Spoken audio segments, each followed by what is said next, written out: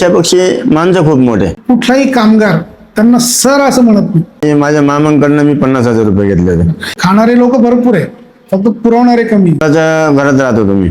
आपल्या मराठी माणसाचा मंडप भाऊकीच्या दारापर्यंत कसा नेता येईल? म्हणजे 800-900 रुपये महिन्यानी नोकरी करणारा माणूस होता. शेतकऱ्याचा 1 रुपया बुडवला नाही.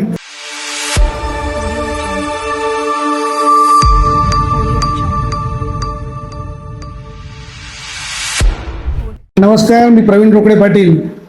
आजच्या या नव्या कोऱ्या एपिसोडमध्ये मी आपलं सगळ्यांचं मनपूर्वक स्वागत करतो.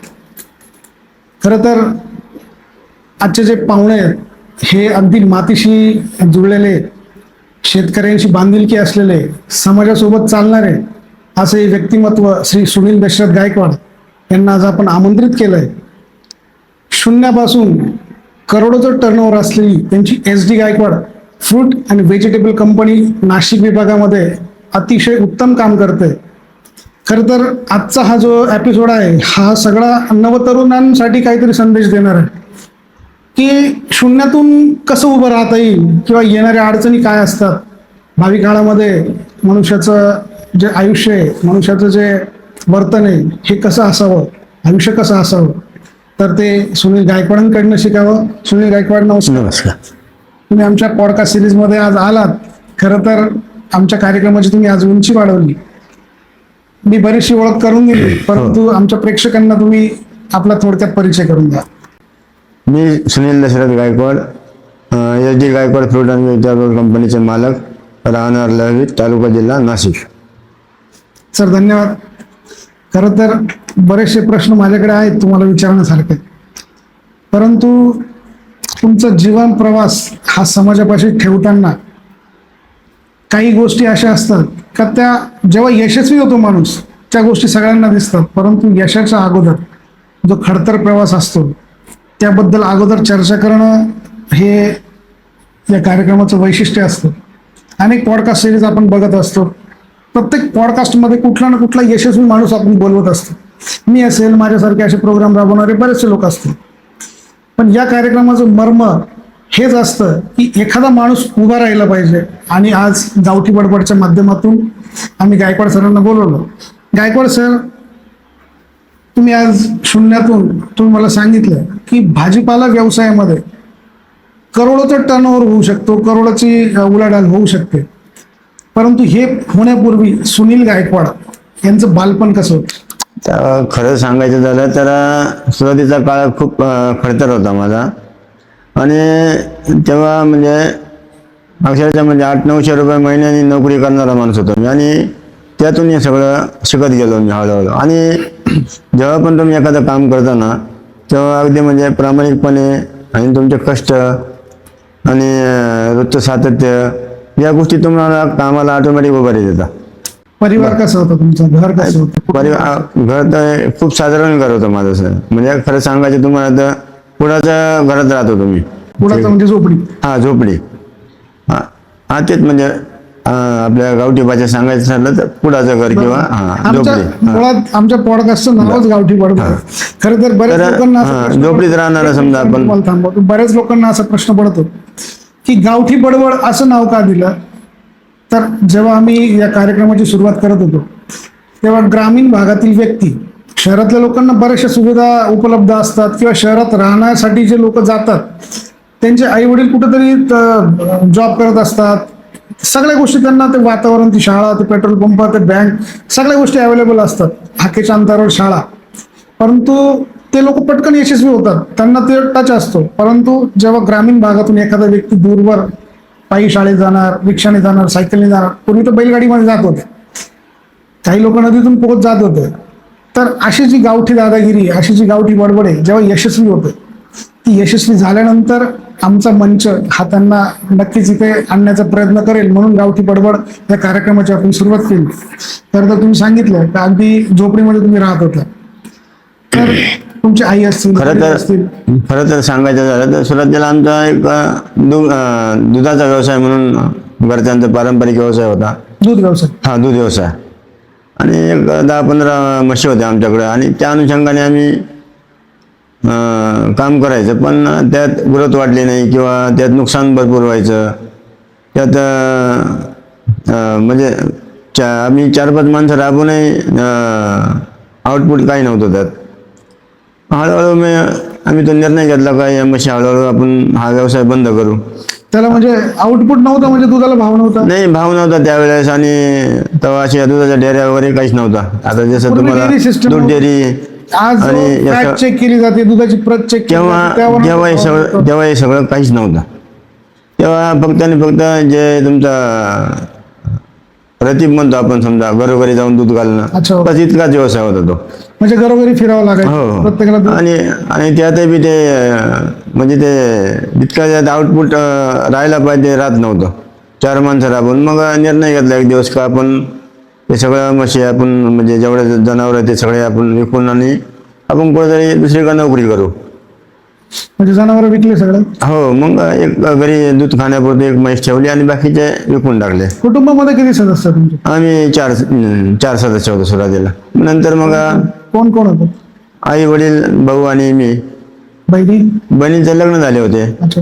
आणि लहानपणीच लग्न झाले. हो, आणि तुम्ही मग लहान असताना. हो, लहान असताना त्यांचे लग्न झाले होते. मग व्यवसाय चालू काय केला त्यावेळेस मग माझं लग्न झालं, लहान भावाचं पण लग्न झालं. आणि मग एक काम, आता कुठेतरी काम बाहेर पडून काम करायचं म्हणून आपण एक व्यापारी वर्गात भाजीपाल्याच्या ठिकाणी कामाला सुरुवात केली. परंतु तिथे काम करत असताना एक प्रामाणिकपणा आणि आपले कष्ट सातत्याने, मग समोरचा ज्याच्याकडे आपण काम केलं त्यांनी पण आपल्याला खूप चांगला दर्जा दिला, कामाची व्हॅल्यू समजून सांगितली, काय केलं पाहिजे तर काय होईल, म्हणजे सगळ्या गोष्टी त्या अनुषंगाने म्हणजे त्यांनी इतकं चांगलं समजावलं. त्यातून आपण बी हळूहळू पुढचं पाऊल टाकत गेलो.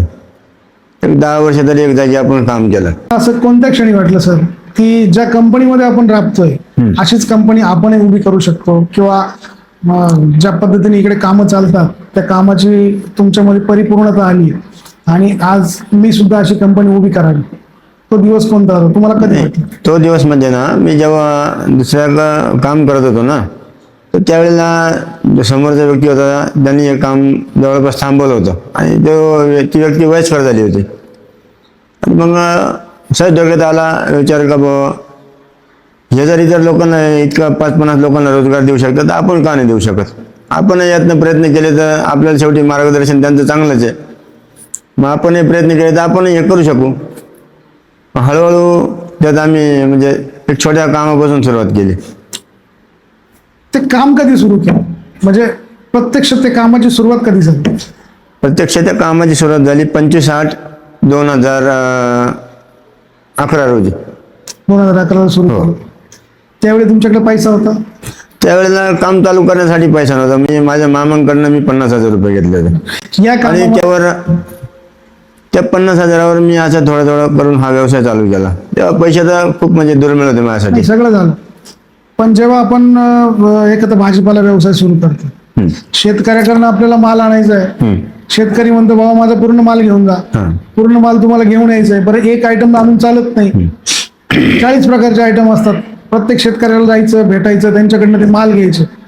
पण त्या मालाला तुम्ही विक्री कुठं करत होते? म्हणजे एवढा मोठा माल तुमच्याकडे साहजिक एवढं येणार आहे.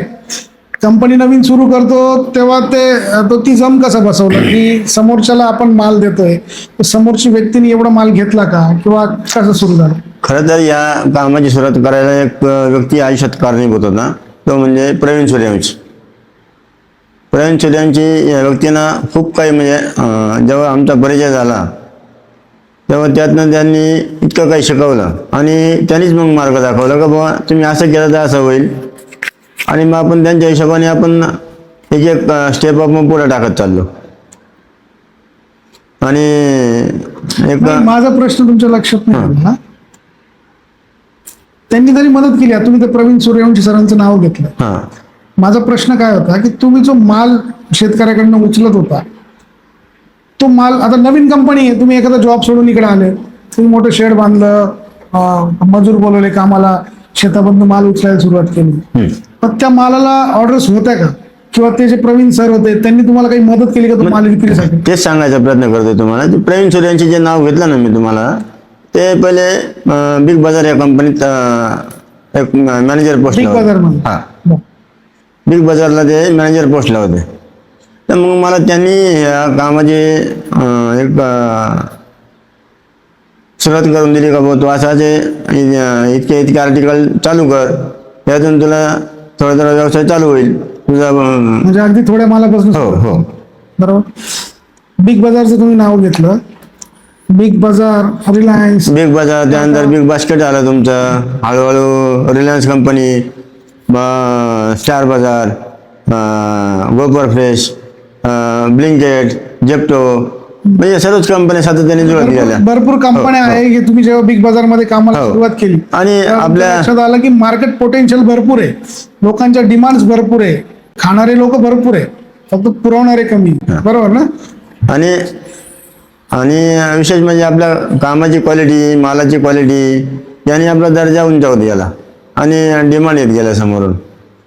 डिमांड सातत्याने येते. हो हो, मालाची क्वालिटीमुळे डिमांड वाढत गेला आपलं. या पण मग सर काम सुरू करताना माणसाला बऱ्याचशा अडचणी येतात. अडचणी तर खूप आल्या, अडचणी खूप आल्या या कामात. एखादी अडचण सांगाल, कारण प्रेक्षक जो आमचा तरुण वर्ग आहे नाही नाही त्यांना त्या अडचणी लक्षात आल्या पाहिजे की तुमच्यामुळे, तुमच्या अनुभवामुळे त्यांची एखादी अडचण दूर होईल.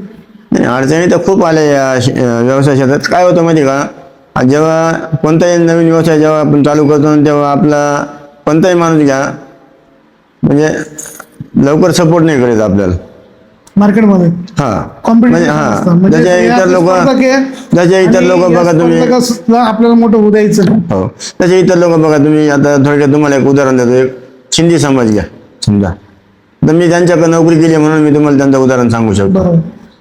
त्यांच्यात बघा एखादा माणूस जर त्यांचा मागे पडला किंवा त्याच्याकडे पैशाची चणचण जाणवली तर नक्की ते 10-12 लोक मिळून त्याला पैशाचा सपोर्ट करतील, मग तू परत व्यवसाय उभा कर. तसे आपले लोक नाही. आपले लोक नाही, एखादा समजा व्यवसाय स्टेबल झाला तर त्याचा व्यवसाय उलट खाली येतील, पण त्याला सपोर्ट नाही करत. हे मी म्हणजे जवळून पाहिलेल्या तुमचा गोष्टी. अनुभव बरोबर आहे. तुम्ही ज्या समाजाचं नाव घेतलं थोडक्यात, तर माझा एक मित्र होता सर, त्यांच्या लग्नाला ते बाहेरून कोणाला बोलवत नाही जास्त, म्हणजे अगदी 100, 150, 200 लोकांमध्ये लग्न होतं. बरोबर. मग त्याच्यासाठी शेत विकायला लागलं चालेल, त्याच्यासाठी अजून इतर काही गोष्टी गहाण ठेवायला लागलं चालेल, परंतु लग्न मोठं झालं पाहिजे, थाटामाटात झालं पाहिजे, डीजे बँड बारात सगळ्या गोष्टी मोठ्या झाल्या पाहिजे. या प्रयत्नात आपण जे आपले नाही त्यांना सुद्धा बोलवतो, आम्हाला खर्च करतो त्या गोष्टीवरती. परंतु तो जो माझा मित्र होता त्याने, मला माहित नाही त्याने मला कसं आमंत्रण दिलं. त्या लग्नाला जेव्हा मी गेलो, त्या लग्नामध्ये एक व्यक्ती टेबल घेऊन बसली होती त्या कुटुंबातली ज्यांच्या घरातलं लग्न आहे.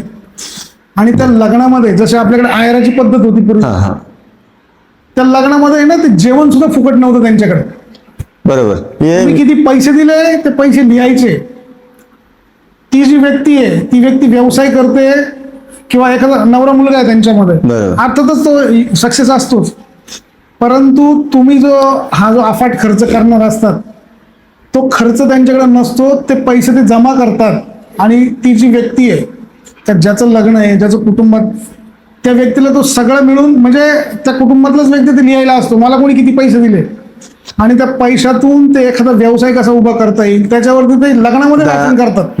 लग्नामध्ये भाषण करतात का आज जी तुम्हाला, आज जी आहेर रूपी, आपण मराठी माणसं आहेर म्हणतो, त्यांचं काय मला माहित नाही, जी भेट आली, जे पॅकेट आले, त्या पॅकेटमधनं तुम्ही तुमच्या व्यवसायाला हातभार लावा. आणि व्यवसायाला हातभार लावत असताना जो आपला समाज आहे त्याला बरोबर घेऊन चला. ज्यावेळी तुमच्यावर वेळ येईल पैसे देण्याची, त्यावेळी तुम्ही सुद्धा मोकळ्या मनाने खिशात हात घाला. याच्यावर त्यांच्या लग्नामध्ये भाषण होतं. हे मी प्रत्यक्ष समाज आपला मागे राहत चालला. सर अगदी योग्य विषय काढला तुम्ही. बोला तुम्हाला काय. याचे एक उदाहरण सांगतो तुम्हाला. एक देवळालीमध्ये एक शिंदे लोकांच्या दुकानात ओपनिंग होतं आणि योगायोगाने मला पण तिला आमंत्रण होतं. तर मी तिथे एक गोष्ट पाहिली, जसे आपले लोक येतात काही नाश्ता वगैरे करून निघून जातील, तसं मी तिथे येणाऱ्या प्रत्येक गोष्टी पाहिल्या. कोण समजा त्या दुकानात काय वस्तू आहे ती खरेदी करतील, त्याला 2 पैसे लगेच धंद्याला होप देतील. ही गोष्ट त्या लोकांना खूप म्हणजे चांगल्या याने, ते असे फालतू भेट वस्तू घेऊन नाही जात आपण, मोठ्या मोठ्या किंवा ज्याला 2-500 रुपये 2-500 रुपये देतील त्याच्या धंद्याला उभा राहा म्हणून. बरोबर, हेच त्या लग्नामध्ये बघितलं मी. या गोष्टी त्यांच्याकडे खूप सातत्याने पाहायला आणि मिळतात. पूर्वीच्या लोकांनी आपल्याकडे पण ती आयर सिस्टम जी होती ना, अगदी योग्य होती, परंतु आपल्या लोकांनी त्या गोष्टीचा चुकीचा वापर केला. एखाद्याने आपल्याला आयर म्हणून 100-250 आपल्याला जर दिले असतील, त्याच्या बदल्यात आपल्या घरच्यांनी लगेच त्याला भेटवस्तू, मग त्या लेडीजला साड्या असतील, पाहुण्यांना कपडे असतील, म्हणजे डबल खर्चामध्ये 50 रुपयात तुम्हाला 200 रुपयाची साडी मिळत होती.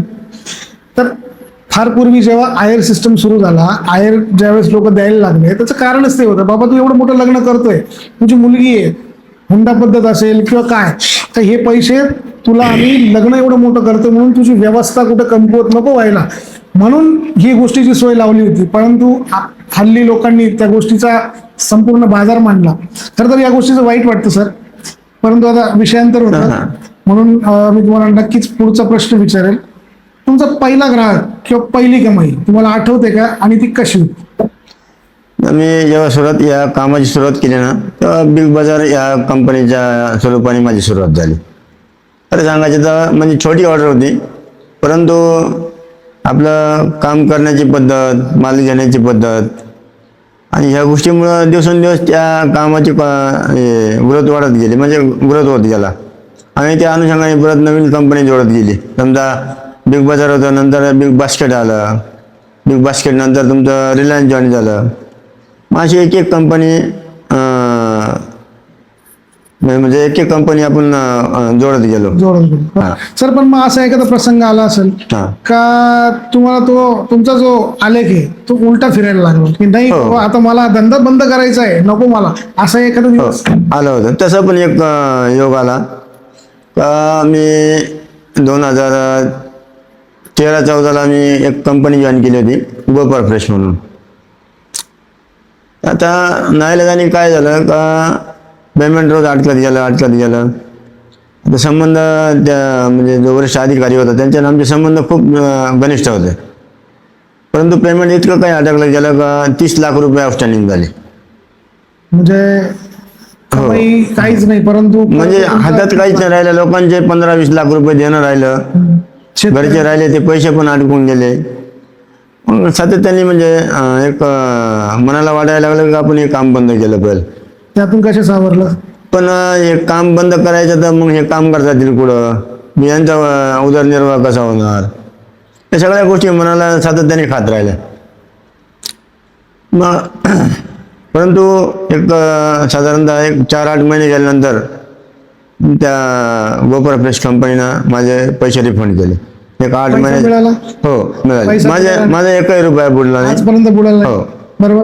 खरं तर आणि पण मी वेट केला आणि माझा संयम त्यासाठी खूप महत्वाचा होता. मी इतक्या मोठ्या अमाऊंटला, संयमाची गोष्ट बरोबर आहे, पण एखाद्या व्यक्तीकडे जर पैसेच नाही, कारण तुम्हाला शेतकऱ्यांची पेमेंट वेळेवर करणे, तुम्हाला कामगारांचा पगार वेळेवर करणे, कारण त्यांचं सगळं त्यावर अवलंबून आहे. त्यातील पण अशा वेळी चुकीचे निर्णय आपल्या हातून होतात. पण तो जो काळ असतो, जोपर्यंत कंपनी पेमेंट करत नाही, तो जो काळ आहे, त्या काळामध्ये तुमचा संयम ढळला नाही, तुम्ही ते ऍडजस्टमेंट त्या काळामध्ये ना बरेचसे जवळचे शेतकरी पण माझे खूप मासे जीवलग होते, पण त्यांनी पण म्हणजे एक 4-6 महिने माझ्याकडे पैसे सुद्धा नाही मागितले. पण त्यांना खात्री होती माझ्याकडे का माझे पैसे कुठे जाणार नाही. म्हणजे शेतकरी आणि कामगार, हो, आणि कारण ते 1 मिनिट सर, फक्त शेतकरी आणि कामगार ह्या दोघांना जेव्हा सुनील भाऊंनी पूर्वी सांभाळून घेतलं, कधी शेतकऱ्याचा 1 रुपया बुडवला नाही, कधी कामगाराचा 1 दिवस सुद्धा पगार कमी जास्त झाला नाही. नवे त्या कामगारांचे जर वाढदिवस असतील त्यांच्याकडे, तर त्या वाढदिवसाला सुद्धा सुनील भाऊंनी स्वतःच्या खिशातून पैसे टाकले असतात. प्रायव्हेट कामगाराला, अक्षरशः मजुराला बोनस सिस्टम, पगाराच्या बदली डबल पगार, हा त्यांचा बोनस सिस्टम, या सगळ्या गोष्टींनी ते कामगार, ते शेतकरी बांधून ठेवले. त्यामुळे तो जो काळ आला ना वाईट, त्या वाईट काळामध्ये ते लोक विसरले नाही, सुनील भाऊला ते सोडून गेले नाही. त्यांना माहिती होतं आज नाही उद्या ही कंपनी उभी राहील. त्या शेतकऱ्याला माहित होतं आज नाही ठीक आहे, मी कायमच लॉस आहे, सुनील भाऊसाठी एखादा लॉस, परंतु सुनील भाऊसाठी त्यांनी थांबले. सुनील भाऊचा स्वभाव, सुनील भाऊनी केलेले त्यांच्यासाठीचे जे प्रामाणिक प्रयत्न, त्यातूनच सुनील भाऊ सावरले. हा जो वाईट काळ होता, त्या वाईट काळामध्ये आपले कधी साथ देतात जेव्हा माणूस प्रामाणिक असतो. सुनील भाऊचं काम प्रामाणिक होतं, सुनील भाऊने प्रामाणिकपणे सगळ्यांना सांभाळलं. त्यामुळे त्या वाईट काळात ते तरले गेले. सुनील भाऊ, आणि माझा अशा तुम्हाला वेळेलाच म्हणजे आपले लोक कोण आणि जवळचे कोण आणि लांबचे कोण, तेव्हा ही प्रश्नच वेळ नाही. आणि ती वेळ दाखवते आपल्याला. प्रश्नच नाही सर. पण मग तो जो कठीण काळ होता त्यातून तुम्ही बाहेर कसे पडला? म्हणजे पैशाची व्यवस्था तुम्ही जी म्हणत होतो, मी तुम्हाला विचारलं. नाही, मग एक 4-8 महिने ते पैसा पूर्ण लॉक झाला. त्यानंतर तुम्हाला सांगतो म्हणजे पैशाची खूप चंदन झाली. मग एक थोडासा लोकल व्यापार चालू केला, पण कामगार टिकून धरले. म्हणजे या सर्व परिस्थितीत कामगार सुद्धा सोडले नाही मी. म्हणजे कामगारांना टिकून ठेवलं, त्यांचा पगार वेळेवर देत राहिलो. आणि मी एक केलं आयुष्यात ना, मी जसा व्यापार चालू केला तर म्हणजे आजपर्यंत म्हणजे इथं कोणी असं म्हणू शकत नाही का बाबा या माणसाने माझा 1 रुपया बुडवला किंवा यांनी 5,000 दिले नाही का 10,000 दिले नाही, असा एक तरी माणूस तुम्ही मला शोधून सांगा. सर, आपली चर्चा झाली जेव्हा इकडे येण्यापूर्वी मी मला सांगितलं की 100 पेक्षा जास्त कामगार तुमच्याकडे आहेत. हो, बरोबर. तर एक तुम्ही एकटेच लढताय. हो. बरोबर. या लढाईमध्ये 100 कामगार सांभाळायचे. बरोबर. तर त्या कामगारांचं कंट्रोल तुम्ही कसं ठेवतात? नाही, आता मुळात तुम्हाला सांगतो, कामगार म्हणून तुमचं, मी प्रश्न काय विचारला, तुमचं काम फिरतंय, फील्ड वर्क जास्त आहे, तुम्ही आज इथे उद्या तिथे आहे, परंतु तुमचे कामगार हे कोणाच्या बांधावर, कोणाच्या शेतात 2-2, 4-4 करून जातात, तुमच्या गाड्या फिरतात. पण ही सगळी यंत्रणा ही कशी तुम्ही पकडून ठेवता? याच्यावर पकड कशी असते? याच्यावर पकड म्हणजे तुम्हाला सांगू का, तर माझ्या मुळात कामगार म्हणून हा दर्जाच मी कोणाला दिला नाही. कामगार म्हणून माझ्याकडे मी असं कोणाला म्हणजे बोललोच नाही. ते स्वतःच मालक म्हणूनच काम करतात. आणि कामगार म्हणून माझ्या कंपनीत आजपर्यंत असं कोणीही नाही आहे. आणि माझ्याकडे जितके पण समजा एम्प्लॉईज आहे समजा ते सगळे म्हणजे मनापासून काम करणारे लोक आहे. आजपर्यंत कोणी 1 रुपयाची हेराफेरी करणार नाही किंवा कोणी चुकीचा मार्ग अवलंबणार नाही. या सगळ्या गोष्टी त्यांच्याकडे सातत्याने पाहायला मिळतात. कधीतरी तुम्हाला वेळ मिळाला तर आमच्या कंपनीला एकदा व्हिजिट करा तुम्हाला समजा. म्हणजे आपण तिकडे असो नसो ते त्यांचं काम तितक्याच प्रामाणिकपणे करतील, आपण नसतं तर अजून जास्त चांगल्या प्रकारे काम करतील. तेवढा विश्वास तुम्ही हो हो, नक्कीच. बरोबर. कारण ते कधी धावणार आहेत, जेव्हा आमचा सेठ, आमचे सर हे आमच्यासाठी काहीतरी करू पाहतात, तेव्हाच ते धावणार. तर मी तुमच्याचकडनं जे ऐकलं की कुठलाही कामगार त्यांना सर असं म्हणत नाही. म्हणजे जरी ते मालक असले, जरी करोडोचं टर्नओव्हर असलं त्यांचा, कुठलाही कामगार त्यांना सर म्हणत नाही, सुनील भाऊच म्हणतो. बरोबर. काय कारण सर? तुम्ही त्यांना असं म्हटलं नाही की मला सर म्हणा, तुम्ही भाऊ म्हणू नका? मी का भाऊ आहे का तुमचा? याचं एक कारण सांगतो तुम्हाला. बघा, सुरुवातीपासून समजा आता कामगार वर्ग समजा जेवढं समजा तर कामगार म्हणणं योग्य नाही माझ्यासाठी, परंतु जसं ते काम उभं केलं आपण, कंपनी सुरुवात केली आपण, तर प्रत्येक माणसाने आतुरतेनं म्हणजे त्यांच्या परीने कष्ट करून कामाला मोठं केलं आहे. बरोबर. आणि आपणही त्यांच्या प्रत्येक सुखात दुःखात आपण त्यांच्यापेक्षा 2 पावलं पुढे राहिलो त्यांच्या. आणि त्यांच्यासाठी म्हणजे मी एक शेठ नाही, पण त्यांच्यासाठी एक भावाप्रमाणे त्यांनी पण मला वागवलं. म्हणून ते सुनील भाऊ म्हणतात. म्हणून ते मला सुनील भाऊ म्हणतात. तुम्हाला त्याचं वाईट वाटत नाही? नाही, मला वाईट नाही वाटत. मी दिवसभर हे बघा, मी आज बऱ्याचशा संस्था अशा आहेत सर की जेव्हा मालकाची एंट्री होते ना, उठून उभं राहिलं जातं, माझ्या सर म्हटलं जातं. बरेचसे लोक फाईल येऊन मागे पाहतात, सर मी आज हे केलं तुमच्यासाठी, सर मी आज तुम्हाला शिरा बनवून आणला, सर मी तुम्हाला मिठाई आणली. बरेचसा जे आपण म्हणतो ना की सरांना खुश ठेवायचं, सर सर म्हणायचं, तर ही भावना या कंपनीत नाहीये. आणि हीच गोष्ट सुनील भाऊची कंपनी मोठी होण्याचं सगळ्यात मोठं कारण आहे. सर, पुढचा प्रश्न माझा असा आहे, करोडोचं टर्नओव्हर असूनही तुमच्या मातीशी जोडलेली तुमची जी नाळ आहे आज, बरोबर, ती अजून तुटलेली नाही. यामागचं कारण काय? यामागचं कारण आहे बघा, तुम्हाला गर्व आला नाही थोडक्यात, हे मला म्हणायचं कारण काय? पैशापेक्षा माणसं खूप मोठे. हे बघा, माणसं जर तुमच्या पाठीमागं जर नसेल तर तुम्ही ते पैसा कमवूनही त्याचा उपयोग नाही. जेव्हा माणसं तुमच्या बरोबर राहतील आणि जेव्हा म्हणजे तुम्ही त्यानंतर तुम्ही एक स्टेप तुमची पुढे टाकाल, आणि तुमची माणुसकी जर तुम्ही सोडली ना तर तुम्ही पैसा कशा कमवणार, लोक तुमच्याकडे कसे येणार? बरोबर.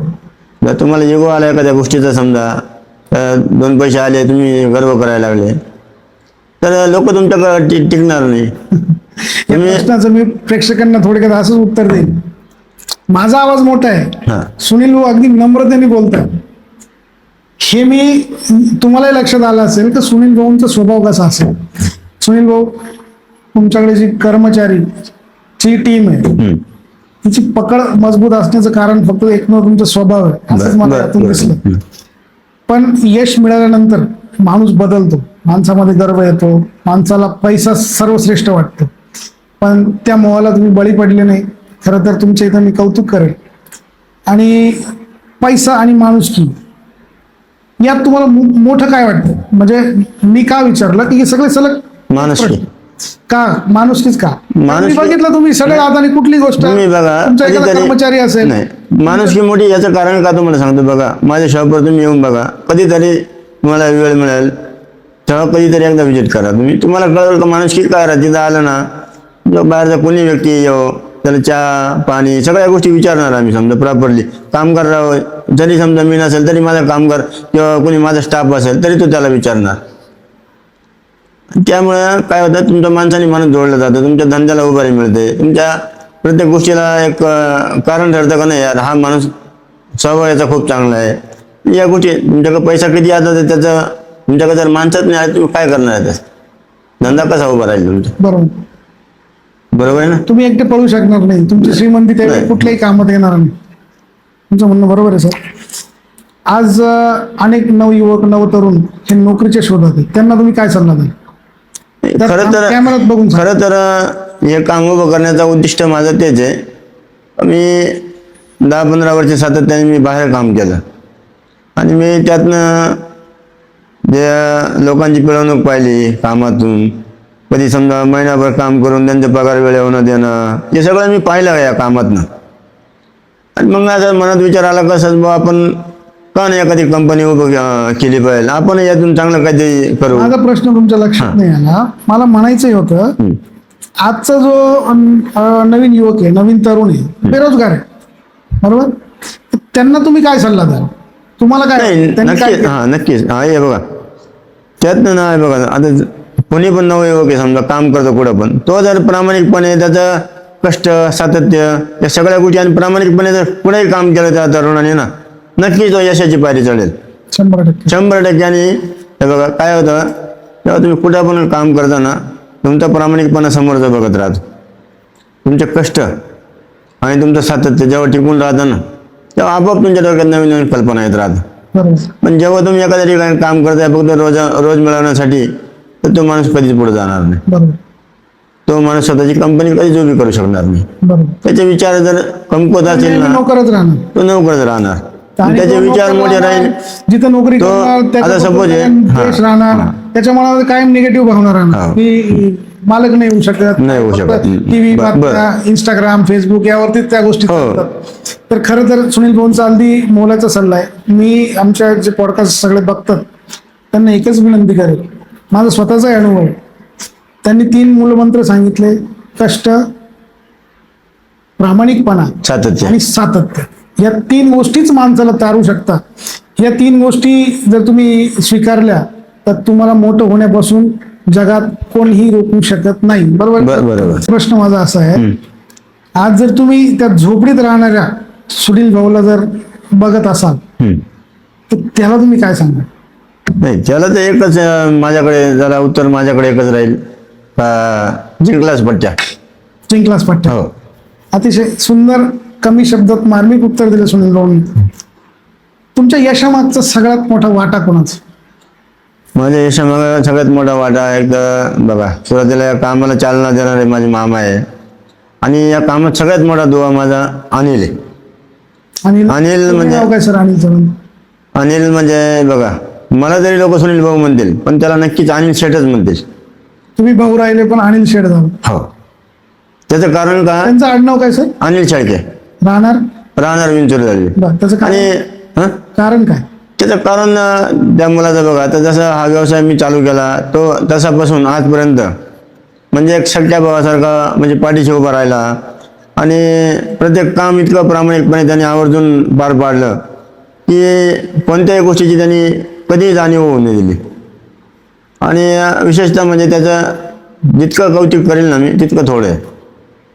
अनिल सारखं म्हणजे आपण जसं पहिलं म्हणतो नाही का, एखादा पाठीराखा जर असा खंबीर असला ना तर माणूस जग जिंकायला सुद्धा कमी पडत नाही. अगदी म्हणजे भावापेक्षाही तो कमी तसा नाही. माझ्यासाठी एक महत्वाचा म्हणजे इतका महत्वाचा आहे माझ्या जीवनात का त्याची तुलना कोणासोबतच नाही करू शकत मी. म्हणजे अनिल शेटे पण सुनील भाऊ आहे. हो हो तुम्ही सुद्धा शेटच म्हणता त्याला. नाही 100%. आणि आज खरोखर दोष आहे. एखाद्या हे कर्मचाऱ्याबद्दल बघा. एखाद्या मालकाला वाटणारी ही जी भावना आहे ना ही फार कमी असते. एखाद्याचा वापर करून घेणं खूप सोपं असते, परंतु एखाद्या व्यक्तीला आपला शेडचा दर्जा देणं आणि स्वतः त्याच्यापेक्षा लहान आहे असं म्हणून त्याच्याशी वागणं ही तुमच्या यशाची सगळ्यात पहिली आणि मोठी पायरी आहे. सुनील आणि सर, आणि अजून एक या रूपाने थोडं सांगायचं झालं तर समजा आता इतके तरुण समजा माझ्याकडे काम करत आहे आणि मी यांना दररोज सातत्याने टिपतो यातलं कोण मनापासून काम करतंय, कोण काय चुकीचं करतंय, कोण चांगलं करतंय. आणि नक्कीच जे चांगलं करणार आहे त्यांच्या आयुष्यात नक्कीच मी काहीतरी चांगलं करून दाखवतो. म्हणजे तुमच्या कर्मचाऱ्यांना तुम्हाला हा संदेश हो द्यायचा आहे. 100%. आणि तुम्ही जसं माझ्याशी बघा. वागाल, तुम्ही जर प्रामाणिक राहिला, इमानदार राहिला, तुम्ही माझ्यासाठी असंच म्हणजे इमानदार आहे, प्रामाणिक आहे म्हणून सुनील भाऊच्या कंपनीत आहे. असं कोण म्हणतंय असंच का? राहिले तर मी निश्चित तुमच्यासाठी काहीतरी करेल. तुमचं कर्मचाऱ्यांवरचं प्रेम मला सातत्याने दिसतं सर. तर लोक म्हणतात का बाबा आपण एखाद्या मोठ्या कंपनीत काम केलं तरच आपलं हे होईल किंवा गव्हर्नमेंट जॉबला असलं तरच. पण मी नक्की सांगू शकतो या माध्यमातून माझा एक कामगार गव्हर्नमेंट कामगारापेक्षा कमी नाही. त्याला सगळ्या फॅसिलिटी भविष्यात नक्कीच 100%. कारण काय तुम्ही अशी काय ट्रीटमेंट देता की तो गव्हर्नमेंट कर्मचाऱ्यापेक्षा कमी नाही म्हणून? बघा तर माझंही बघा मी जसं काम चालू केलंय बघा का जे पण समजा एम्प्लॉईज काम करतं, वर्कर काम करता, तर वर्कर म्हणणं पण माझ्यासाठी चुकीचं आहे त्यांना. हा ठीक आहे, आपली म्हणजे भाषा आहे. कामगार हा दर्जा बी त्यांना देऊ नाही शकत कारण तेच मालक आहे माझ्या हिशोबाने तरी. बरोबर. परंतु ना प्रत्येक वर्षी समजा त्यांच्या पगारात 1,000 रुपये इन्क्रिमेंट देणं किंवा प्रत्येक दिवाळीला त्यांना 5-5, 10-10 हजार रुपये बोनस देणं, या सगळ्या गोष्टी मी कंपनीच्या माध्यमातून जसं बघतो तसंच मी करतो. दिवाळी बोनस पण देता? हो 10-10 हजार रुपये देतो माझ्या कामगारांना. तुम्ही कधीतरी एकदा शॉपला या विचारा, नक्कीच तुम्हाला सांगतील ते. त्यांना मिठाईचं पॅकेट, त्यांना गिफ्ट म्हणा, म्हणजे त्यांची दिवाळी तुम्ही साजरी करता? 100%. त्यांच्या घरामध्ये जी त्यांच्यात दिवाळी आहे, हे बघा त्यांची दिवाळी साजरी झाली तरच आपली दिवाळी आहे. बघा ते त्यांच्या चेहऱ्यावरचा त्यांच्या आनंदच घरात आपल्यासाठी लक्ष्मी खूप गेली तरच महत्वाचा आपल्या आहे. घरात लक्ष्मी आल्याचं तुम्हाला समाधान. 100%. सुनील सर, तुमचं कार्य खरंच खूप महान आहे, परंतु तुमचा असा क्षण आला कधी की तुमच्या कार्याचा गौरव झाला, तुम्हाला एखादा पुरस्कार मिळाला? हो आत्ताच माझ्या हिशोबाने आता शिवराज्याभिषेक होता 6 जूनला. बर. तेव्हा मला तुम्ही बघा पेपरला पण माझी बातमी होती, समाजभूषण पुरस्कार भेटला मला. याच कामाच्या संदर्भानेच दिला. लोकांनी विचार केला का बाबा इतके आज 100 लोकांना रोजगार उभा केला या माणसाने. मग गावाने त्याच्या दखल घेतली, मग तो पुरस्कार मला जाहीर झाला. सुनील भाऊ, खरं तर तुमच्याशी भरपूर चर्चा करायची, आपण अनेक विषय घेत असतो. जेव्हा शेतीचा विषय निघेल तेव्हा मी तुम्हाला आमच्या मंचावर नक्कीच आमंत्रित नक्कीच करेन. नक्कीच. परंतु आज जे आमचे पाहुणे होते सुनीलजी गायकवाड सर, संघर्ष काय असतो, अगदी झोपडीत राहणारा माणूस एखाद्या कंपनीत कामाला जातो आणि त्याच कंपनी एवढी किंवा त्याहूनही मोठी कंपनी उभी करतो आणि ती कंपनी उभी राहिल्यानंतर आपण लहानपणात ज्या गोष्टी सोचल्या, ते कर्मचारी असतील त्यांच्याशी आपण तसं वागणूक करायची नाही. सुनील भाऊ, तुमचा हा प्रवास वाखाणण्यासारखा आहे. जे आमचे तरुण युवक आहेत त्यांना मी एकच सल्ला देईन, सुनील भाऊ लहानपणापासून अगदी झोपडीपासून नोकरदारापर्यंत, नोकरीपासून तशाच कंपनीच्या मालकापर्यंत त्यांचा प्रवास अजूनही सुरू आहे. तुम्ही या गोष्टी जर त्यांनी दिलेले जे मोलाचे सल्ले असतील, कष्ट, शिस्त, त्याग, प्रेम, सगळ्या भावना तुमच्यात असाव्या एखाद्या गोष्टीत, आणि मुळात गर्व हा नसावा. सुनील भाऊला लोक सुनील भाऊच म्हणतात, त्यांना शेठ म्हणत नाही. माझ्या तोंडात आता सुनील भाऊच येतं, मी त्यांना सर म्हटलो नाही याच्यामुळे, बरंचसं कमी म्हटलं. तर तुम्ही आमच्या ज्या पॉडकास्ट सिरीजला भरभरून प्रेम देतात, तुमचं प्रेम आमचा उत्साह वाढवतं. असाच प्रेम टिकून राहू द्या आणि आमच्या नवनवीन जे पाहुणे येतील त्यांना साथ द्या, प्रतिसाद द्या आणि आमच्या व्हिडिओला शेअर करा, लाईक करा, फॉलो करा, सबस्क्राईब करा. इन्स्टावर बघत असेल तर फॉलो करा, यूट्यूबला बघत असेल सबस्क्राईब करा. आणि जे तरुण नोकरीच्या शोधात आहे त्यांच्यासाठी म्हणून हा व्हिडिओ शेअर नक्की करा. तर सुनील भाऊ, तुम्ही आमच्या स्टुडिओला आला आणि तुमचं मोलाचं मार्गदर्शन मिळालं.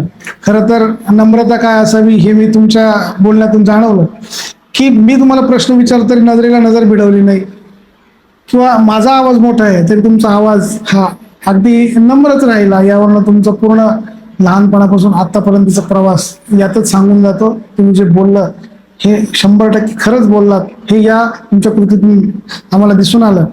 तर मी तुमचा पुन्हा आभारी आहे आणि याच ठिकाणी आपण थांबतोय. मला तुम्ही रजा द्यावी. धन्यवाद.